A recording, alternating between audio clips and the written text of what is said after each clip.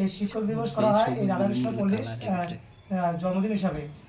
তিনি যখন এই যে টিচার ডে পালন করার কথা বলছিলেন, তখন তিনি বলছেন শুধু আমাকে বলে উদ্দেশ্য হবে না, সকল শিক্ষকদেরকে একই সমান সম্মান দিয়ে এই দিনটাকে পালন করতে হবে।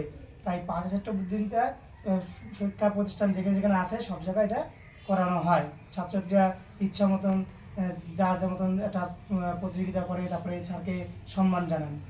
আজকে স্যারের প্রতি এবং স্যারের প্রতি এবং ছাত্রদের প্রতি একটা ভালোবাসা, তার প্রতি কেমন আচার আচরণ, সেটা আজকে স্বরূপ তুলে ধরা হয়। এবং শিক্ষাটাকে বাড়িয়ে নেওয়ার জন্য ছাত্রদেরকে যেমন দরকার, শিক্ষক যেমন একই দরকার, সবাই সমান থাকতে হবে। কেউ সমস্যা থাকে সেই সমস্যাটাকে শিক্ষকের কাছে সমাধান করতে যাবে। ছাত্রদের কাজ হচ্ছে শিক্ষকদের সমাধান করে দেওয়া। ছাত্ররা তো একটু হবেই, সমস্যা থাকবেই, ছাত্রদের সমস্যা থাকবে, যেহেতু